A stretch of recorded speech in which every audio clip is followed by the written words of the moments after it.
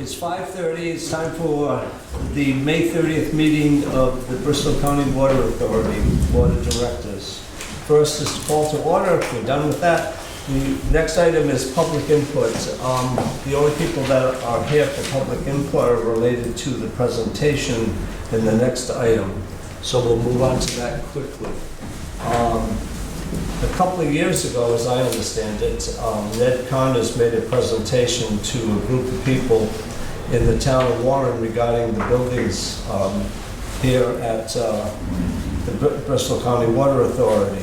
Our director was in attendance, as was board member John Janito, and that presentation is on the web. If you do a search for Ned Connors, you'll find this presentation. And it's about an hour and 40 minutes. It's a great presentation about reuse of buildings generally and reuse of our buildings specifically. And we've had discussions over in the past regarding this concept of reuse of land and so forth. And recently, and tonight, I formally appointed the Properties Committee, although I did make one mistake, which I'll get to in a little bit. So we have Ned here tonight to give us a brief overview of what his proposal is and how it relates to the two buildings that we have been talking about for the last couple of years. So I'll turn it over to Ned Connors. Someone do a presentation. Yep.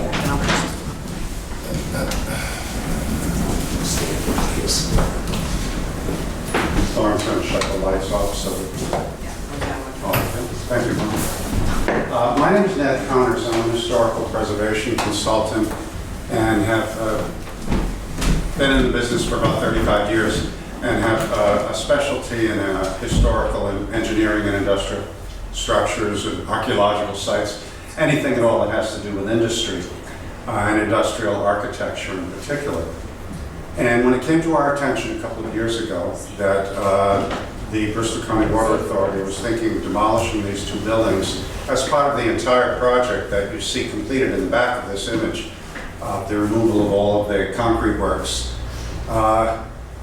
It caught our attention because for those of us, especially who love old industrial buildings, these two really stick out. They're quite fascinating buildings, interesting architectural elements, and they really serve as a gateway into Warren in the same way that when you come over the bridges from Barrington, you first see that little brick Romanesque power building there right next to Tourister, which is defying adaptive reuse at this point.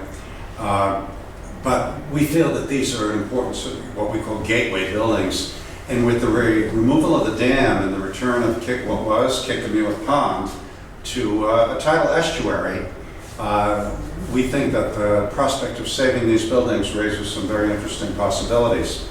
So we gave a talk at Imago 2 years ago, and Steve Kudo has been infinitely patient with us. Steve showed up at the meeting and expecting maybe that we were going to bite his head off, and he found, if I could speak for you, quite the opposite. You know, we were thrilled to have Steve. And I think, John, you were there too. Yeah. So this is going to be a very quick round. It's a very much abbreviated version of the presentation that was given at Imago a couple of years ago.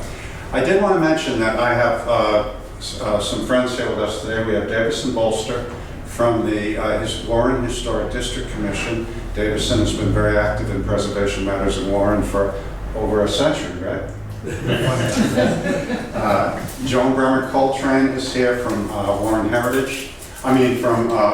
Preservation Society. Sandy Scott is here from Warren Heritage Foundation.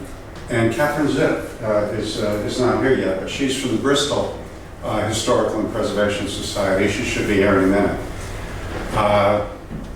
On the left is the 1908 pumping station, and on the right, really remarkable survival, the stub, the main block of what was the original 1883 pumping station when the first drop of public water flowed in Warren and Bristol. This was 1883. It had a whole extension off the back with a settling tank, a giant chimney, and it had a little frame bump out the front, occupying what is now the sidewalk here. I think Charles Street was widened. We have a couple of historical views here. This first waterworks, Bristol and Warren Waterworks, was a for-profit water company by George Norman, if you're familiar with Norman Bird Sanctuary. He was setting up for-profit waterworks all over New England and in the Northeast in general. And he had just set the one up in Newport. Providence had just had their first drop of public water flow in November of 1871. So it's kind of surprising that places like Bristol and Warren, only 12 years later, were all also considering the idea of public water.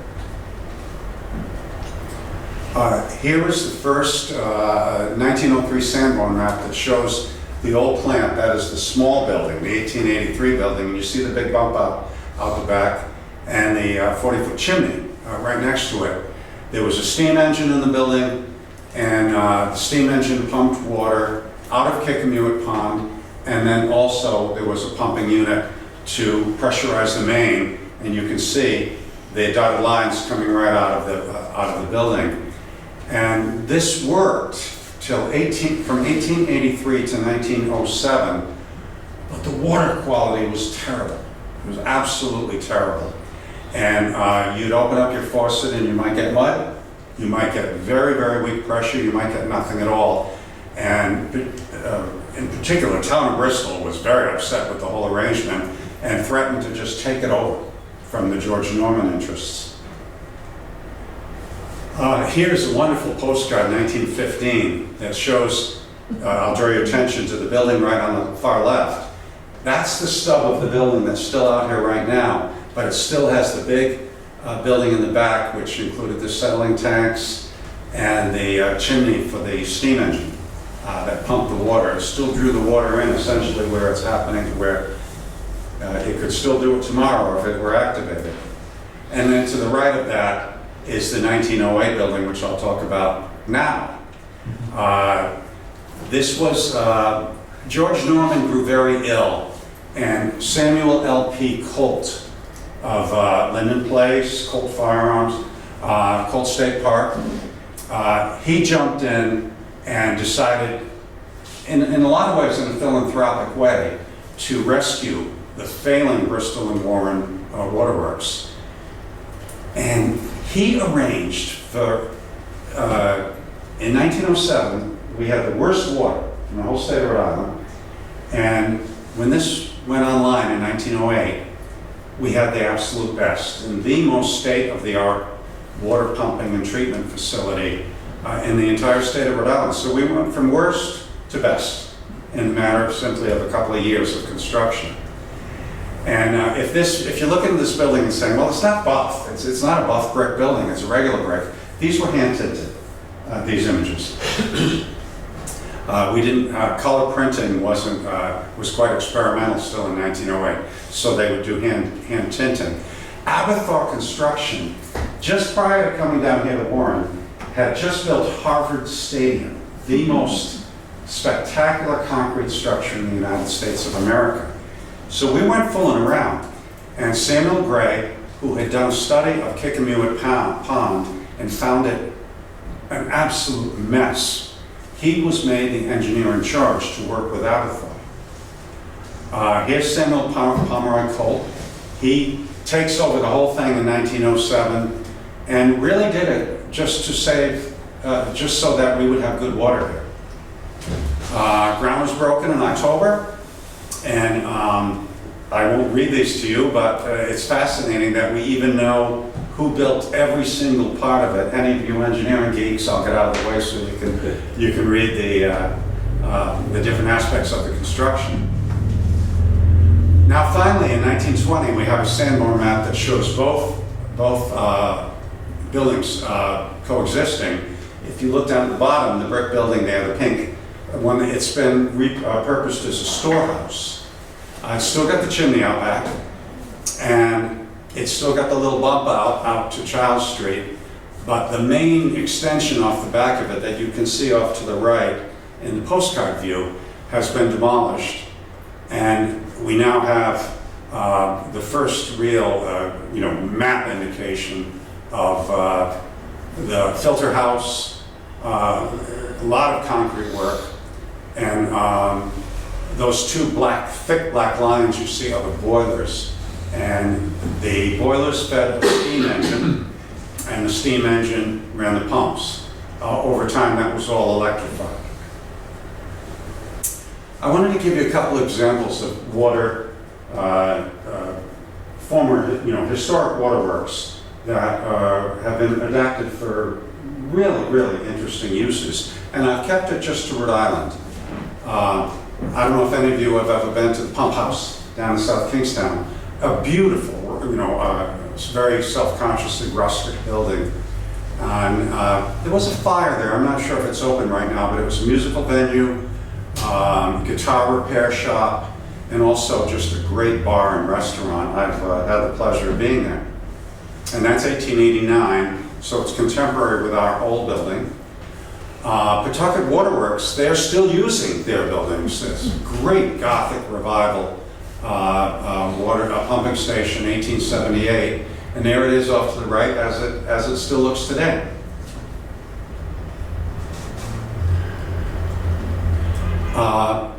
Steve worked at Hunts Mills for the longest time when he was with the City of East Providence. Here is the 1893 pumping station at Hunts Mills, which is more of a Romanesque, eclectic kind of building. There it is off to the right, looking a little rough, but still in very, very good condition. And no adaptive reuse of this building yet. There have been efforts to try to brainstorm a plan for it. None of them have come to fruition yet. And from what Steve tells me, they occasionally think of actually moving the water department back into the pumping station building. But I get the feeling it's so far out of the way, and the trucks, from what Steve tells me, trucks moving in and out down Hunts Mills Road might be a problem. So, with that said, the preservation communities of Bristol and Warren are very, very concerned that two great buildings that could lend themselves very well to adaptive reuse with the right creative team could possibly be demolished. And first aspect of our proposal is that we ask you to please consider suspending demolition, but we realize you can't wait forever. But there is a lot of land out back now behind these buildings where the proposed, Steve, maintenance shed, or what would that building be? It would be a new operations garage and offices. Yeah. It seems to me that there's a lot of room out back, and the access would be on Serpentine Road anyway. Right now, there's a very, very high-end electrical service attached to the 1908 building that's costing $3,000 a month. And that amount of electrical service is not needed anymore because there's no pumping going on. There's no need for emergency pumps. There's still emergency pumps in there. So what we'd like you to think about is, I see my numbering went a little crazy on this, I apologize. What we'd like you to think about is the installation of a very simple electrical service that would eliminate the need for the very, very expensive high-end service. How many amp is it, Steve? I couldn't tell you. Yeah, it's huge though, right? Yeah. And then the third thing, it's numbered 1 there, but shut off heat or just heat buildings to a bare minimum during the cold months. And work with BCWA, perhaps the newly constituted Properties Committee, on what would be the best reuse that would work for you. Because, I don't think you want a roller derby in the 1908 building. We've got to come up, you've got a 24/7 water use here. It's important that it be a use that would be a good neighbor to BCWA. And the final one is to work with perhaps with the new property subcommittee on what would be the legal device, what would be the legal structure for creating a new parcel to comprise the two buildings, some space, and access to what is now Tybor, now that the dam has been breached. What's the benefits? Steve clarified to me that, we don't save the cost of demolition entirely because it's a lot easier, for example, to do metal salvage, all of the pumps and all of the metal inside the building, when you've torn the roof off and you don't have to be gentle with the building when you're yanking stuff out of it. So I think there would be a potential savings of some of the demolition costs, which from what I understand run around $1 million. Second would be preservation and adaptive reuse of two very, very significant riverfront buildings, which have been recognized as eligible for listing in the National Register by Rhode Island Historical Preservation and Heritage Commission. And the reason they're not actually listed is because we have this eligibility process because the commission doesn't have the staff to just go out and nominate any building in the state that they think is historically significant. But when they make a determination of eligibility, the buildings have all of that same status, at least as far as state and federal undertakings go. Third one is goodwill. The people of Bristol, Warren, and Barrington have been ratepayers now through the private period and through the quasi-public period. And this is a chance to give something back. As I said, they're fascinating buildings, and some of the most, if you drive around Providence and see the mills and the old industrial buildings that have been turned into apartments and restaurants and offices of every imaginable kind, I think the creative clout that we have here in Rhode Island could go a long way in finding an appropriate and historically appropriate use for these buildings. So thank you very much. I'd be happy to answer any questions if any of you have any. The one thing that I want to know about the Hunt River, Huntsville. Mill complex is that, as I understand it, there is a bunch of reuse that is going on there. They have community gardens, they have recreational use of the property, they have Yeah. trails all around there. In association with Hun House, the Right. 1750. Right. Yeah. Right, and so that is, even though the main building there isn't being reused at this point, there's always these proposals that come up, and they've been saving it for something, and hopefully it'll get done sometime. Yeah, and they have no desire to demolish them. Yeah. Now, we've had a bunch of discussions about this over the last couple of years, and I think we have, I'll say, mixed emotions about it. It's like we know what we would do if we were going to tear it down tomorrow. We also know that the buildings do have some appeal, and that's the question that we have to figure out. How can we fit this in with our plans, and how can we explore things without getting off track with what we need to do?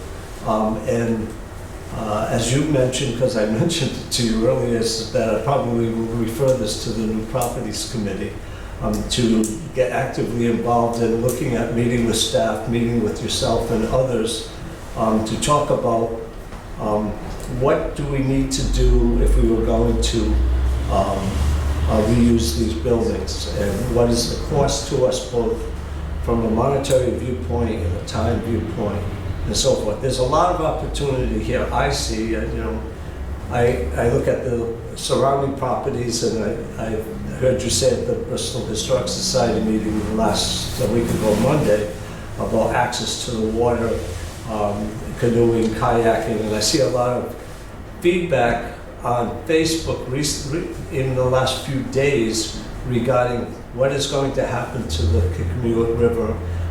Can we use that differently? Are they destroying the river, or are they making it better for the environment? Well, they're making it like it was before 1883. Right. Yeah. And surprisingly, there are a number of educated people in the community who have responded, without me saying anything, that yes, we are trying to return the river to its original state, pre-industrial, if you will. And so that in itself opens up possibilities, and we own other land that's around here. So I will ask the Properties Committee to convene a meeting soon. And one correction I want to make in my stumbling and making my appointment this evening was I first said that Bob Martin was appointed, and then I quickly said that Richard was appointed. And then after I said that, I said, no, why did I do that? It wasn't Richard. I'm sorry. I talked to Bob about doing that. I surprised Richard. So you're on finance. He's on properties. So that, with that correction, we'll move forward.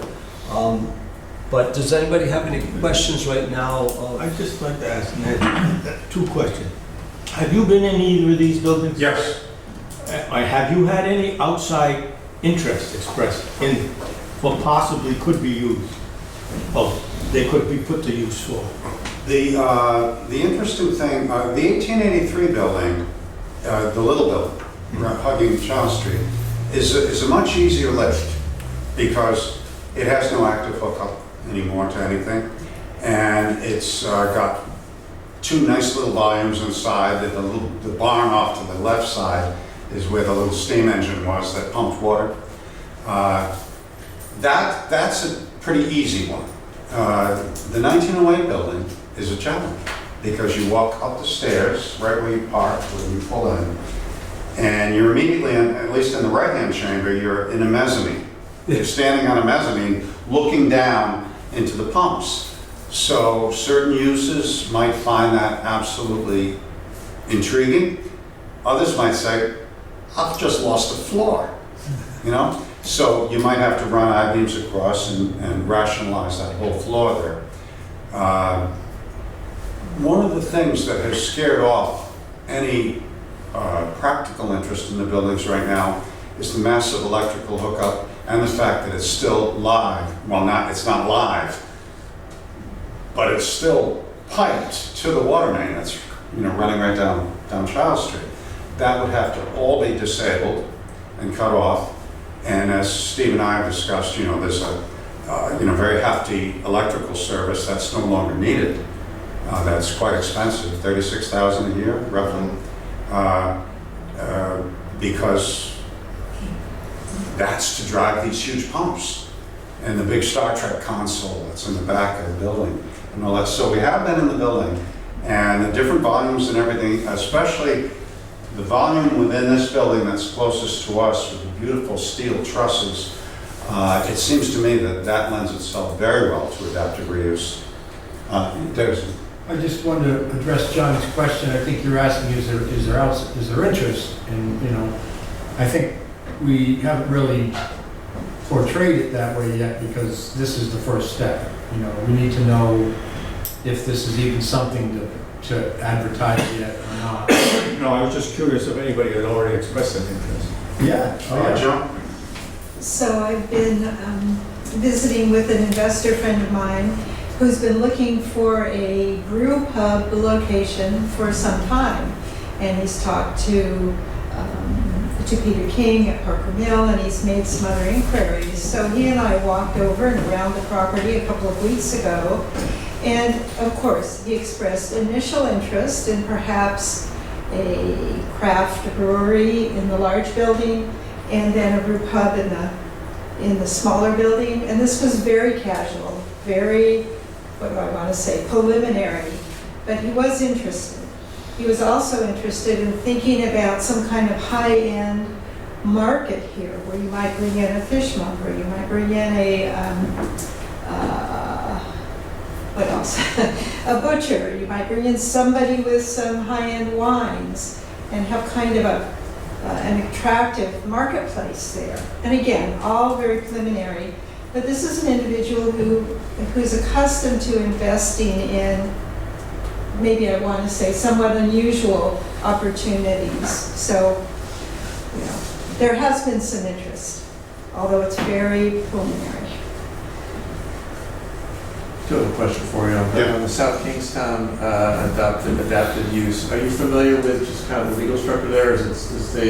Was the property transferred over to whoever operates the restaurant or bar, or is it still in time with the water authority at least, or what's, you know? Unlike this place, it was an isolated location that has nothing at all to do. Once people tied into Situate, Yep. there was just no need for these places. So I believe it was cut loose decades ago. Okay. Yeah. We can find out. Yes, and I'd be happy to look into that. Yeah. And that is also on a pond as well. Yes. It's a very nice location.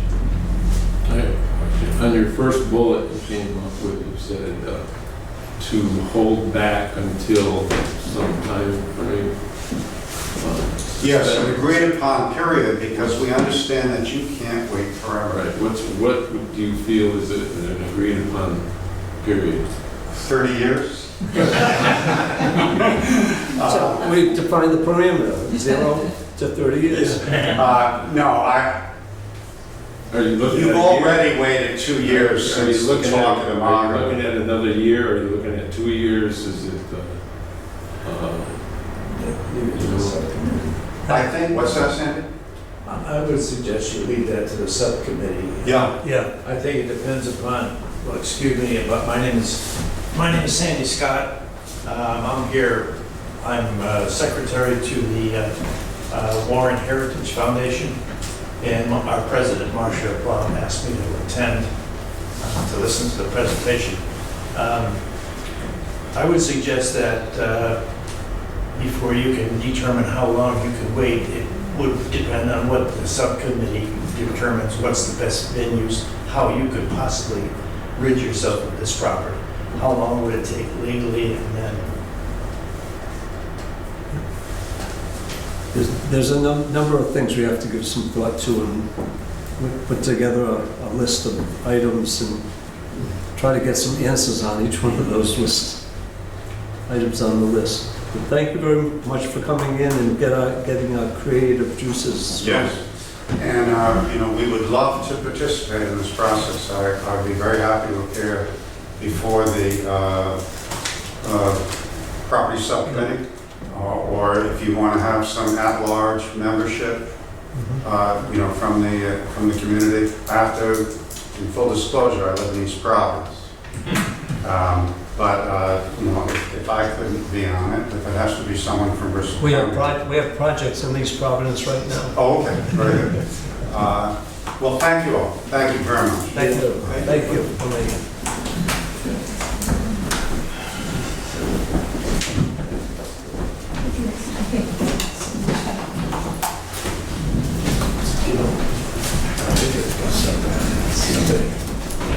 Next item on the agenda is approval of minutes from the work session and from the board meeting.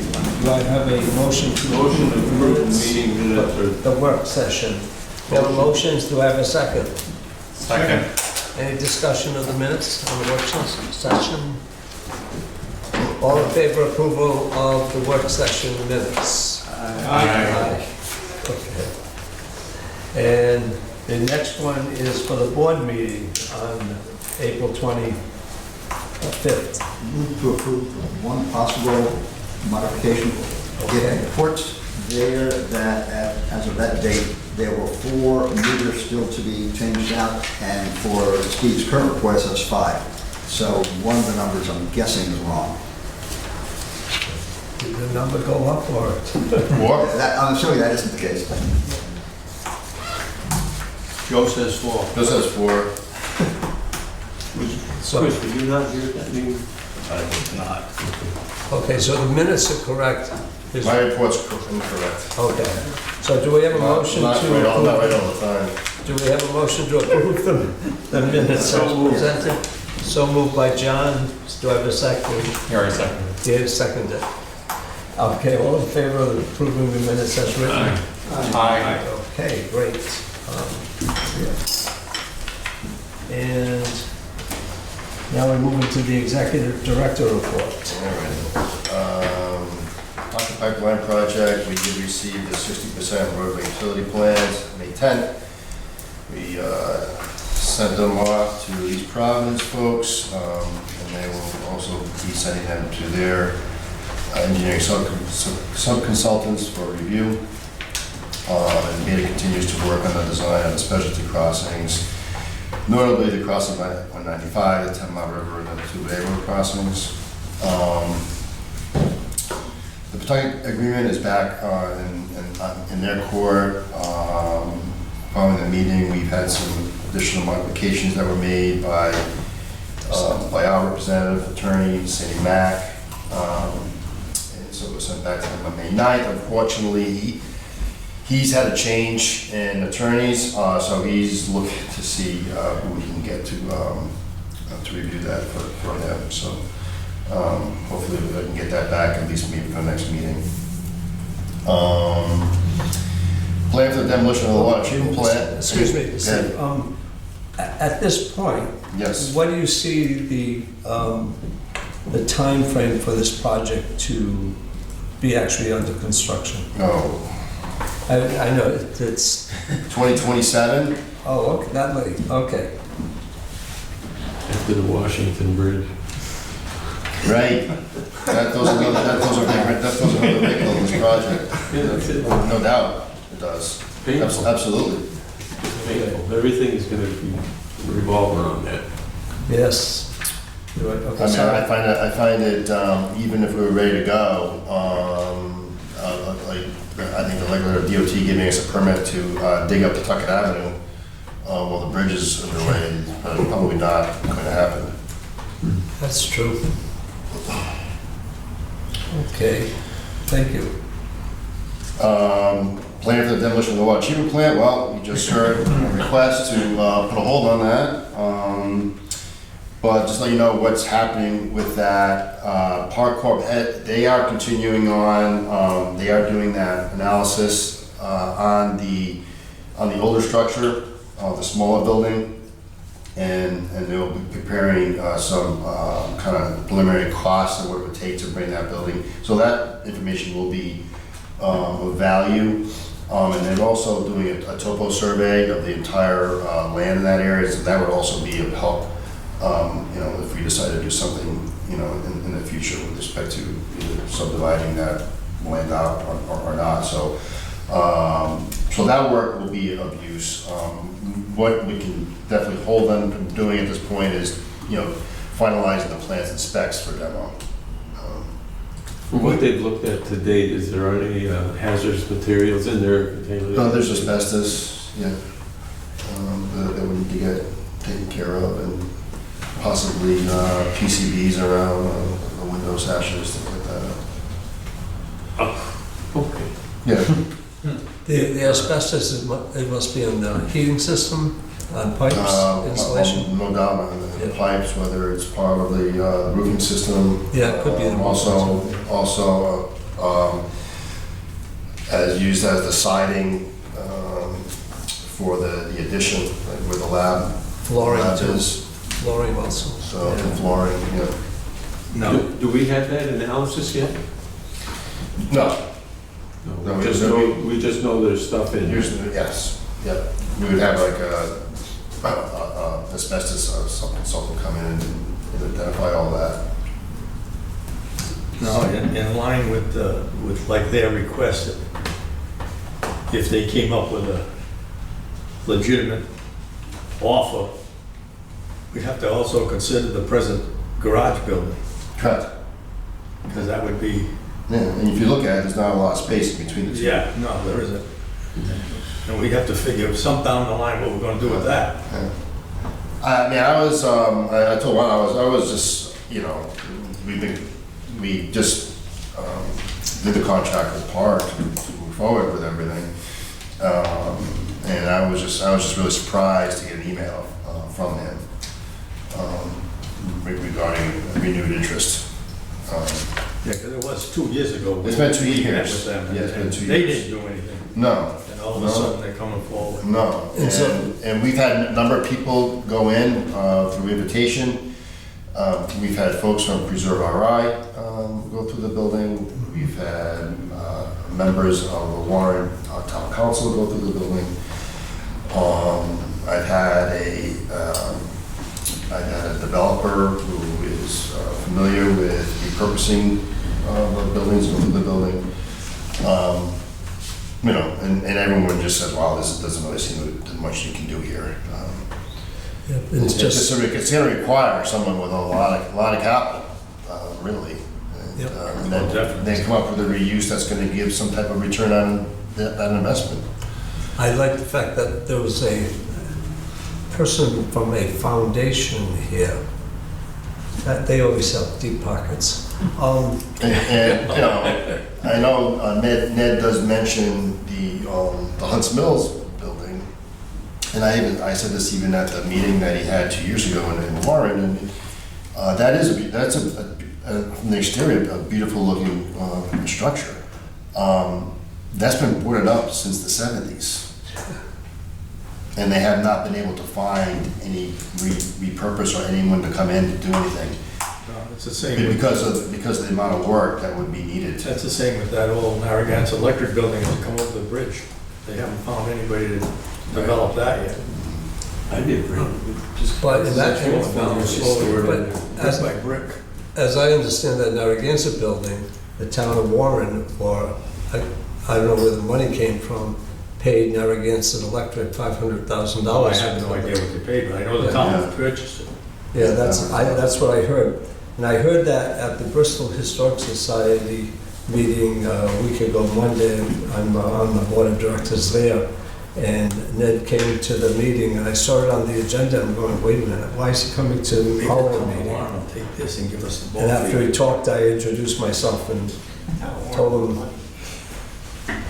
that it was, it's always nice to have reuse projects, but you always have to have some money to do those reuse projects. And without money, you sometimes can't do anything, unfortunately. I think there is opportunity here, but what shape or form and timing, who knows? But the Properties Committee was created to solve all these problems. Yeah. Who's on that committee again? Change it, yeah. You were both wearing blue shirts, how can I tell you apart? We have it on record. On you go. Okay. The dam removal project has been, nothing's been happening over this past month. We're still waiting to hear back from DEM regarding a permit modification request to expand the work on the upper dam. The current permit also expires on June 13th. At this point, we're anticipating that the contractor will be coming back sometime in July to complete the project in the upper dam. The lower dam is, for all intents and purposes, complete.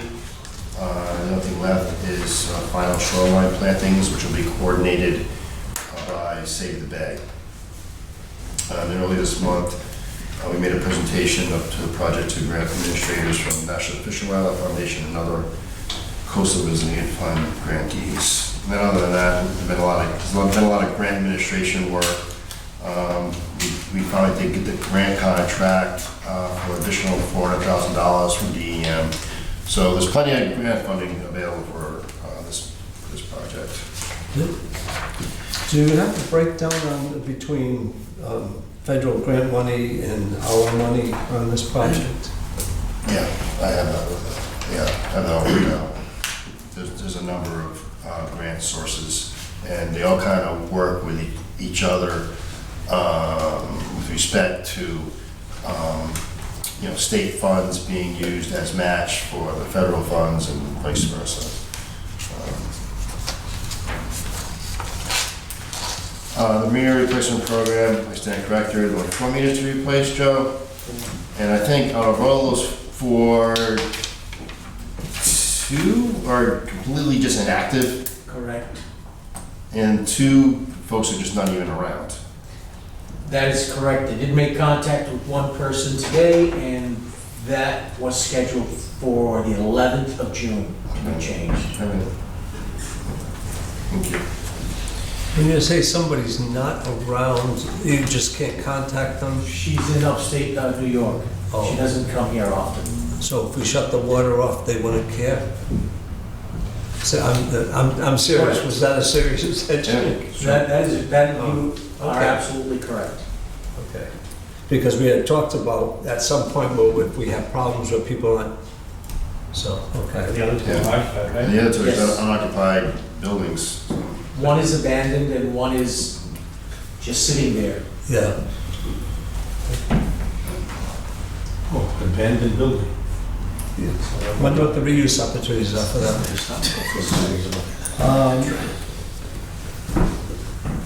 Lead service line replacement? Yep, so staff are meeting with customers to discuss a specific project scope related to work on their property.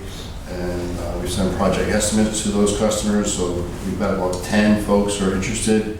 And I believe I saw, Mike, there are actually 2 that have signed the paperwork to get their lines replaced.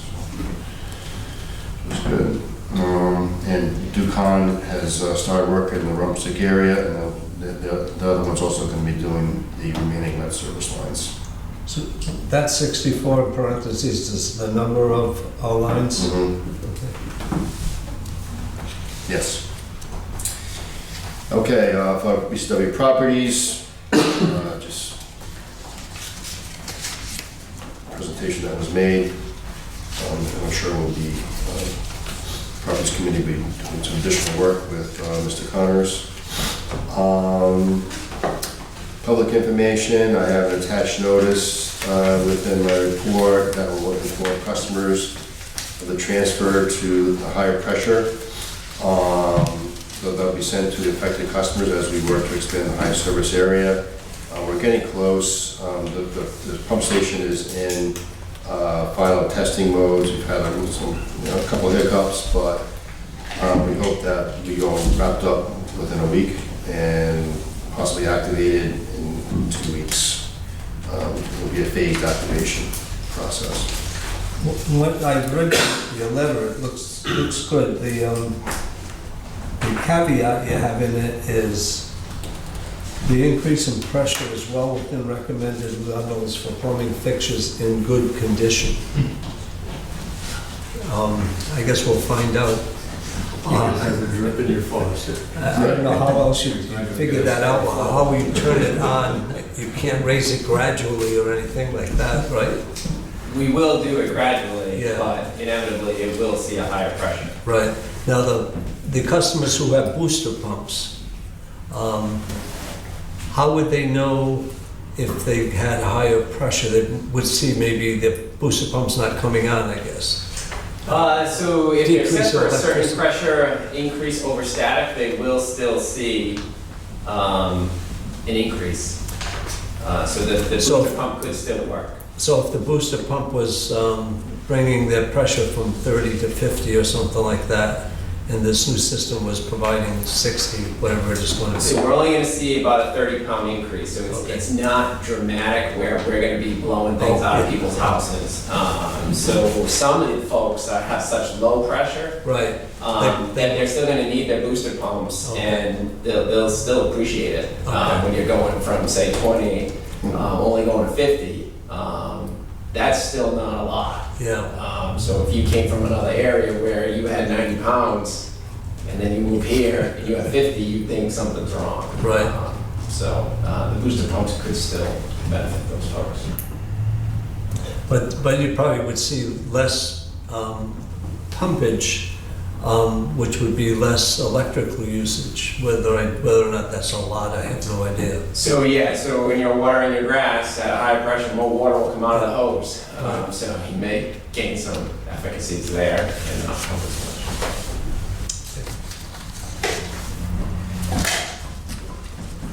On the item of board member education, I have no items to report for this past month, unless you want to consider Ned's historical perspectives on the pumping station as board member education.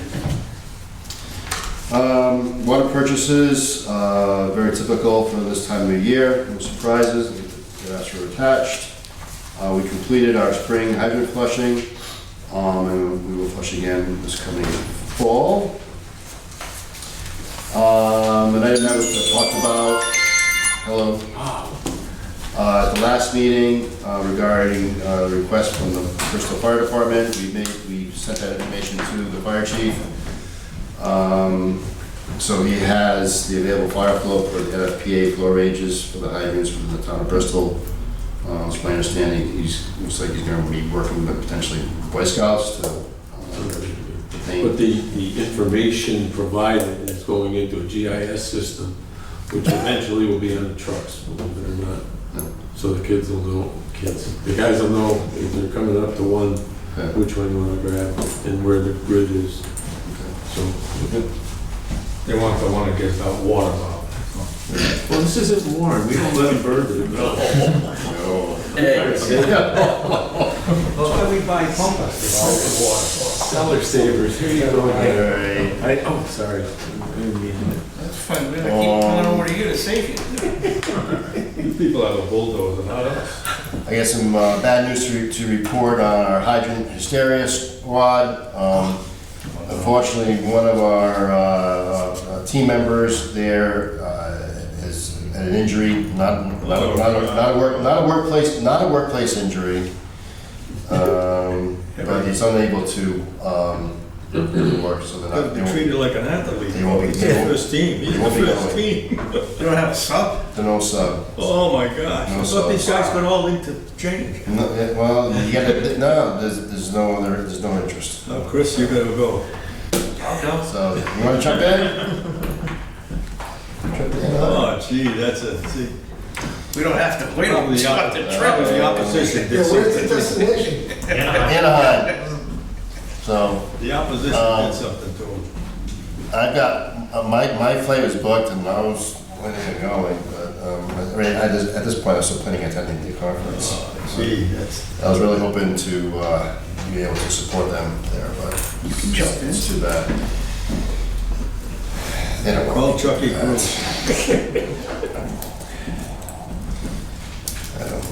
Ryan Noah. Bring it back at everything. Annual report, received the draft, just got the final work to be done on that, but that'll be ready for a July meeting. Steve, just a question on Yes. that. It says the annual report is going to be presented to the board at the July meeting. Is the oversight of the audit process something that's done by the finance committee, kind of acting like an audit committee, or is it just done by the full board? Full board.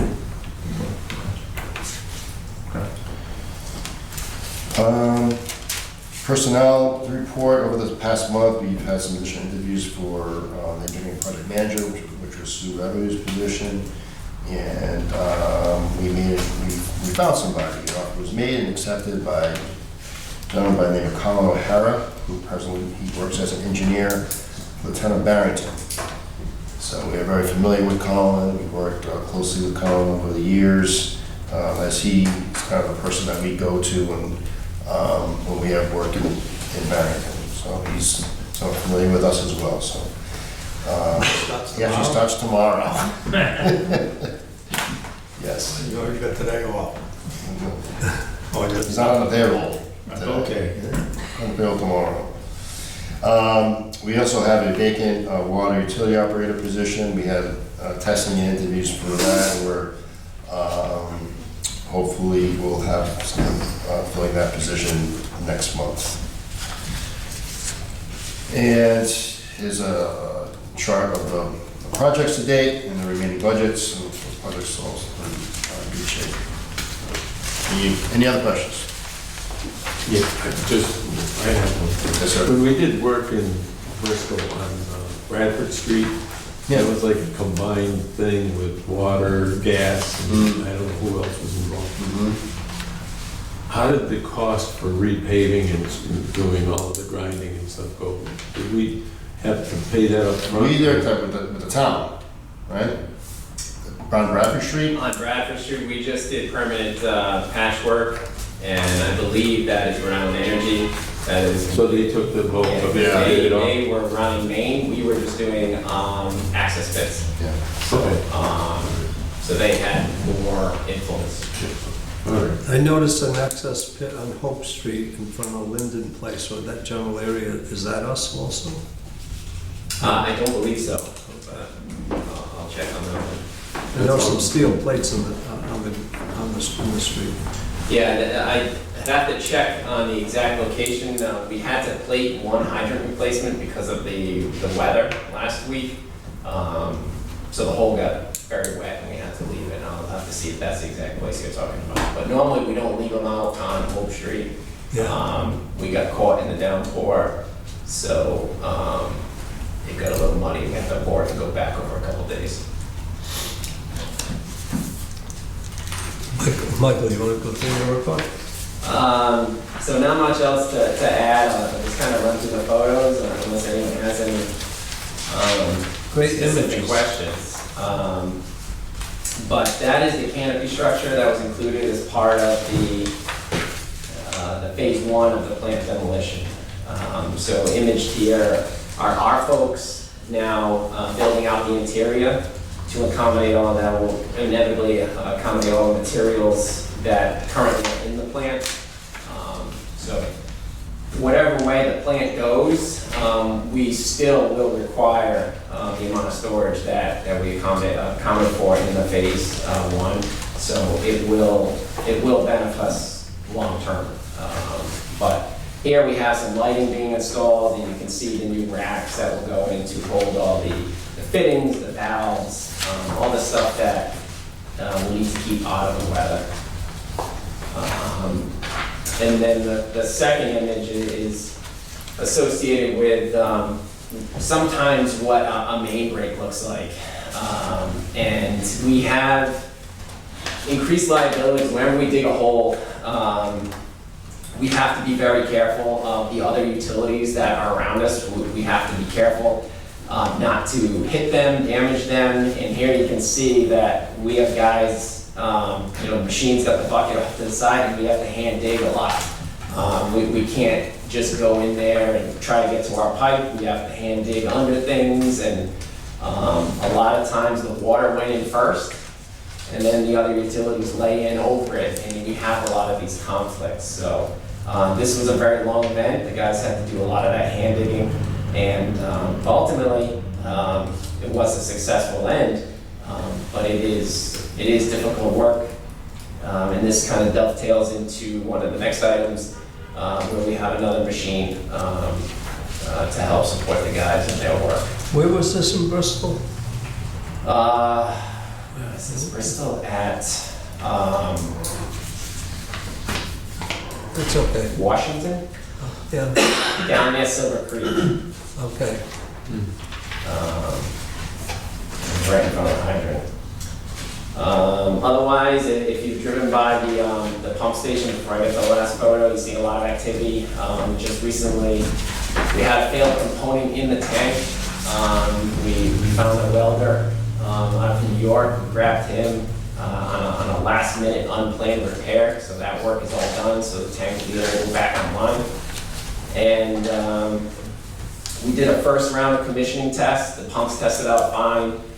We had a failure on the generator. That's going to be retested tomorrow. So we hope these other systems will test out. And like Steve said, we bring the station online in a little over a week. So hopefully all the testing that's planned for next week goes well, so that we don't have any future delays associated with getting whatever components are needed to remedy any failed tests. And then our lining work, we're all lined out on rumstick, meaning we already cleaned, scraped out the dirty pipes and sprayed cement in. So the crews are out there right now closing up those access pits. They're gonna start doing surfaces and hydrants, the other contractual work that's associated with the pipeline being rehabilitated. But that is what lining looks like. So that's the big reel, got the hose with cement, gets pushed into the pipe and then eventually reeled back out as it's spraying cement and troweling it smooth.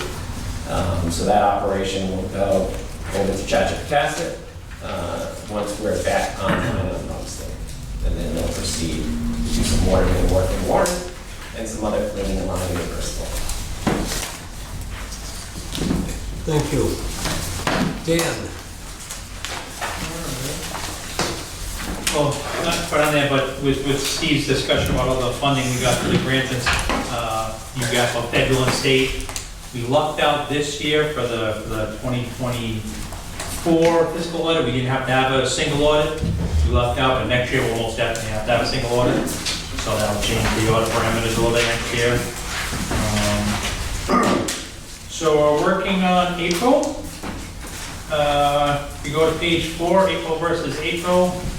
This one's kind of interesting because the expenses and the revenue are pretty flat. There's a decrease in consumption when we get to that page, and that was offset pretty much by the rate. So revenue for the month this year versus last year was flat. The expenses were a little bit higher, but essentially flat. Some of the key items in the expenses is decrease in administrative expense versus last year. Regarding the monthly pension contribution, again, I usually change that once a year, so eventually that will change a little bit. It was a little higher last year than it was for April this year. The professional fees were down. I think last year we actually had some northbound bills in April last year. We didn't have any or as much this April. And the operational expenses, 24,000 just timing. We did some cold patch, crushed stone delivered in April of 2024. That's why that's a little higher than it was last year. Going to the next page, the through April for the 2 months, revenue's down just under 3%. That's the decreased consumption offset by the rate increases. The expenses pretty flat. Again, the administrative expenses a little lower because of the pension. Professional fees are still a little lower due to legal fees being a little lower, the timing. And depreciation and amortization is higher this year due to just, I adjust the standard journal entry every year based on what we bought last year and things being retired. So that's why that's higher than it was through last April. When we get to the budget, on page 6, budget to actual, revenue's over budget, which is good. Over 17%. I mentioned it before, I kind of budget the revenue, I try to spread it out, I don't just divide by 12, I kind of spread it out based on like the last 4 years average usage. So obviously the usage in the last 4 years has been slightly different and slightly lower than what we've experienced. With the expenses, under budget 11%, almost 12%. Again, this has to do with the 3 big ones in there. The admin expenses is the pension contribution, which again, that will go up. I think I've had it go up a couple months in. I think maybe June or July it starts popping up. I have a schedule in office. And also, the OPEB contribution is paid annually, but I budgeted, it's divided by 12, so that kind of skews that a little bit. Maybe I might do that a little different next year. For the purchased water is lower than budgeted due to consumption, being a little bit lower than how I budgeted it. Again, I usually look at the last 4 years usage to try to spread it out. And the professional fees are lower due to timing. Pages. Yeah, just one question Yeah. on between 5 and 6. So the budget for 2 months on revenue is 2.2 million. Last year's actual was 2.7, so it's about a $500,000 drop. How come the current year budget is so much below last year's actual? Again, I budgeted based on the last 4 years. I think last March, I think it was December you changed the routes, but last March's revenue was really high compared to the previous Marches because Joe shifted some routes that he wanted to do for years. He finally shifted some routes, and what that did was put a higher route hit March. So when we looked at the consumption, we get to pages 7 and 8 or whatever, you'll see March last year looks crazy compared to the prior, however many years we go back, 10 years. So that's why that looks so much higher. So part of it's just time of reading meters. Yeah. And again, eventually that should even out, we shouldn't see that going forward. It just so happens that March last year was really high, just skewing 2 months. So like I said, when we get to that consumption and dollars billed and consumption, if you look, you can see March of 2024, 89 million gallons, and then 2023 was 51 million, 2022 was 52 million, 2021 was 56. So you can see that that's what's throwing off that actual March and April last year versus budget. So okay, so we look at that for the current year now, get back to that. For the 2 months where the dollars billed are down almost 8% and the consumption's down almost 50%. The difference between those two is really the increase that we had. Put through. If we go to the trust fund report, the debt service ratio is floating at 7.23, which is well above what we need it to be at. I should write down what it was last month. As I go along, I usually keep track of how it was the month before. In the very beginning, it doesn't matter much. The last page, page 10, is the pension summary report. We had a decrease of the month of April by about 160,000, and that was largely the unrealized losses for the month. April was not a good month for investments. For the plan year, through April, we're down 242,000. The bulk of that really was we had a long-term employee retire, and she took a lump sum payment in September or whatever it was. And the balance as of April is just over 3.4 million.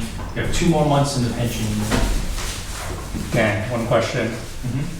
So there's recently a settlement with credit card processing companies that are available to organizations. Are we looking to claim any of those that funding? I'm not aware of any, but Well, we I have can to reach out to our I vendor. can forward you information related to it, and pretty good if you get settlement things. We can check out that. Never say no to one. Yeah, I have one question too, just on the fund report. Yeah? There's a line item that says transfer to correct US bank error. Oh, yes. Just curious what the bank error was. I sent the transfer, and it's pretty much actually it's an upstream transfer. I think this was an upstream transfer. So it's automatically pre-populated in the thing. So I don't do anything. I just put in $500,000 and I hit go, and you have to approve it. Somehow, U.S. Bank deposited it into the wrong account. One of our accounts, like thankfully, but the wrong account. They did that. I found it when I went to go do the monthly reporting, recording the investment activity in the U.S. Bank. They told me they fixed it. Okay. Then the next month, still wasn't fixed again. So it took a couple months to clear. So that's just to get it to flow on this schedule, because it didn't go into the revenue fund initially like it was supposed to. It went into one of the other funds. So again, I was pulling my hair out. I had a heart attack because I thought I did something wrong. I went back and looked, and it's pre-populated. I talked to the person at U.S. Bank. They supposedly fixed it. And when I went to do the next month, it was wrong again. But it is fixed now. Thank you. Thank you. So we shouldn't worry about this bank? No. It was, again, there's nothing on our end. It's been set up for predated me. It doesn't change. You just put in the dollar amount, and hit upstream, and then Joe approves it, whether it was me or Mark. There was just a glitch on there, and I think they might have changed their systems or something.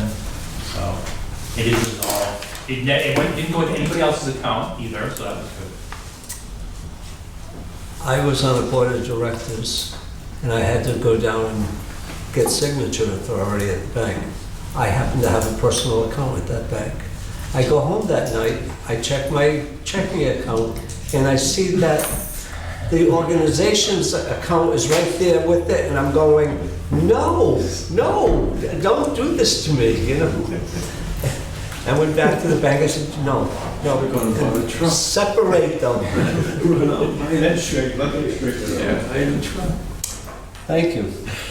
Next item on the report is board member town council reports. Does anybody have anything to report about the town councils or anything going on in your town we need to know about? Okay, no. Right. Okay, next item is approval for purchase of the mini excavator. Mr. Kutu. Yes, we are looking to purchase a new piece of equipment to support our O&M staff. It's a mini excavator.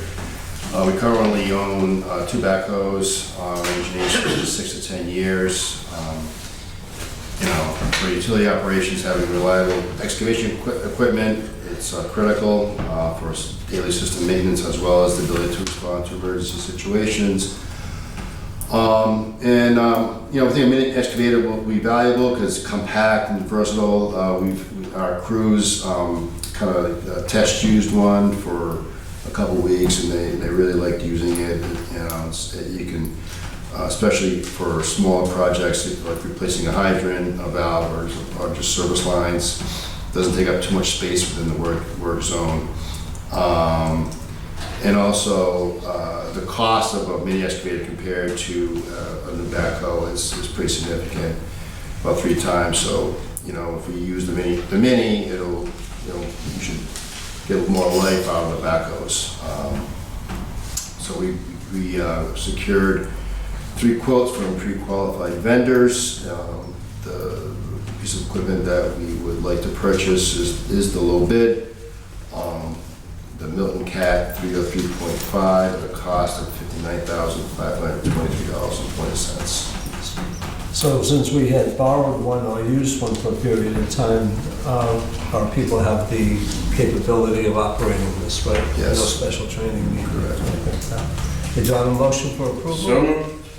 Second. Do it- any discussion? Was this part of our capital budget? Yes. It was already in there, Yeah. so. Okay, any other comments, questions, concerns, issues? Just a question, just on more broadly, we typically buy equipment as opposed to lease it, that's I deemed to be think a that's more. been historically they've done that here, yes. And The that's, backhoes, as far as I know, they've been purchased outright. Everything we've purchased since I've been here has been outright purchased. Much cleaner accounting wise too. Not a big fan of. yeah, the only question I had was, at some point, does the maintenance or the repair and maintenance kill you? But this isn't your dollar, so.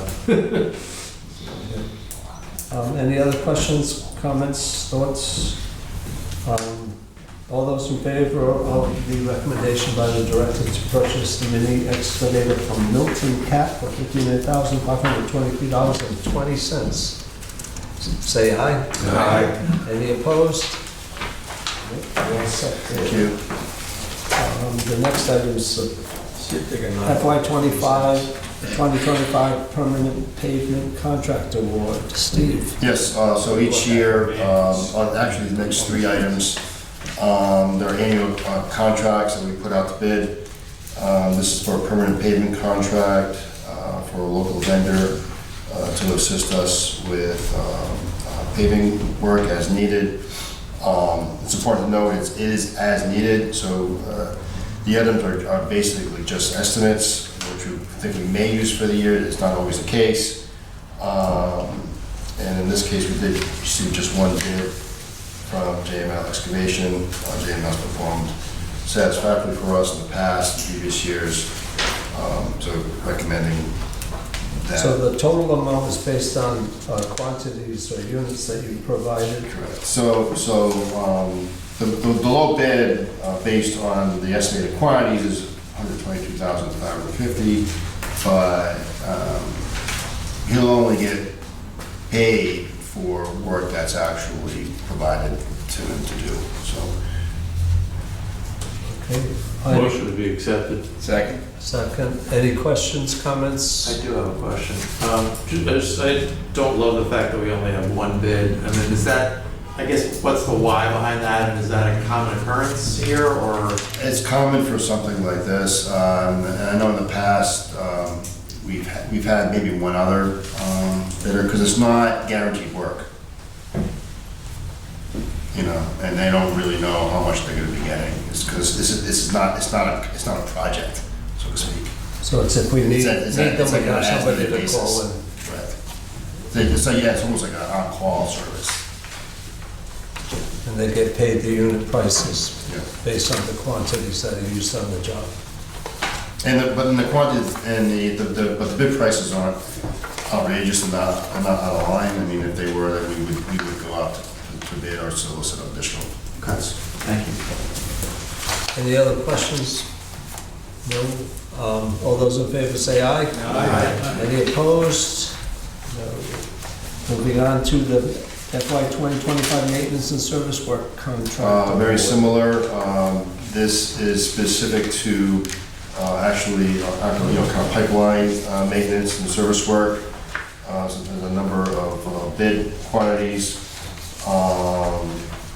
And this number comes to $263,785 if all that work has taken place. Now, typically, I think, Michael, we haven't even used a lot of this because we do a lot of our own general maintenance work. It would only be in the case of something that we're unable to handle. Is that correct?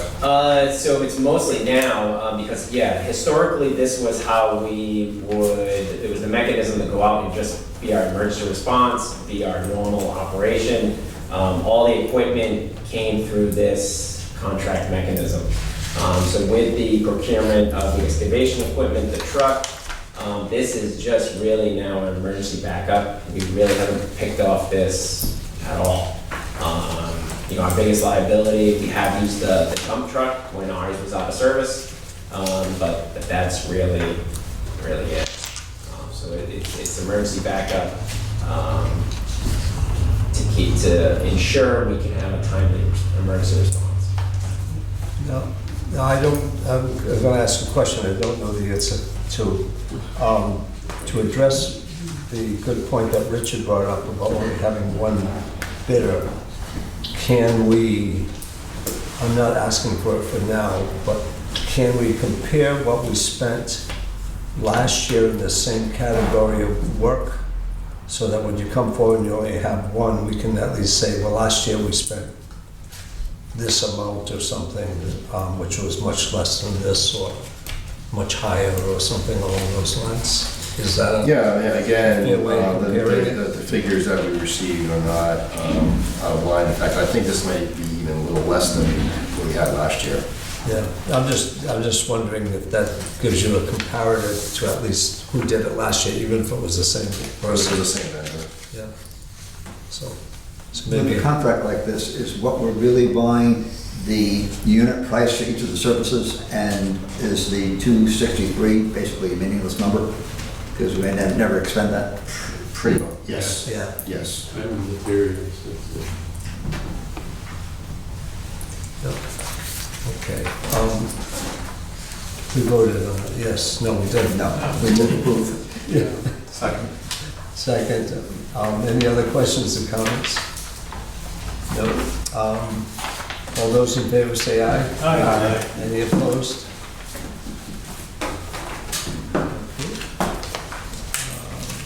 Okay. The FY 2025 water main and stock materials bid and award. Yep, again, every year we go out to bid for pipe and stock materials, a long list of materials, and we usually get a very good response from a number of the supply houses that are in the area, and then we do an analysis, as you can see on the attached spreadsheets, of you know, who submitted the low bid for each specific item. So, you know, without going out, without mentioning, you know, each individual item and who it's going to, you know, we basically say, recommend that the items highlighted in the attachment as estimated quantities be awarded to the specified vendor in each category. And as it turns out, each of these supply houses will actually have, you know, will win something as far as providing the lowest cost. And those companies are Warwick Windwater, E.J. Prescott, Ferguson Waterworks, Holding & Sons, and Staff's Company. with these, are we actually buying the quantity listed, or is this to an as-needed contract? As needed. As needed. As needed, and it's basically based on kind of historical purchasing. Motion to approve as presented. Second. Okay, any other questions or comments? All those in favor say aye. Aye. Any opposed?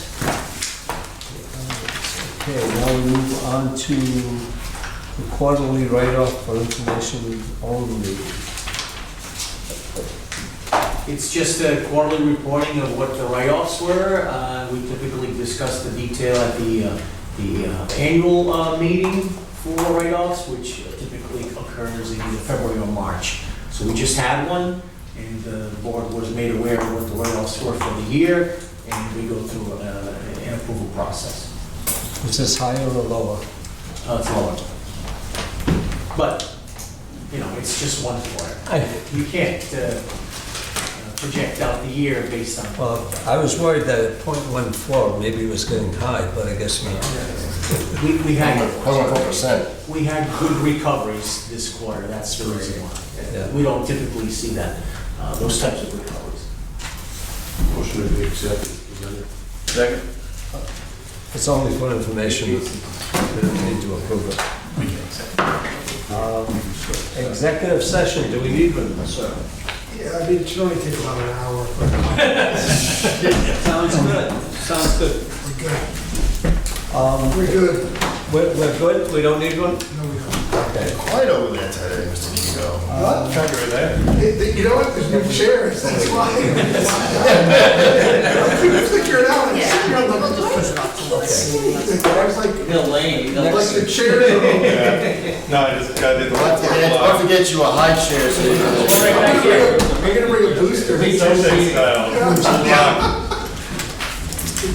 about 5 minutes. You didn't save an old one for him? Huh?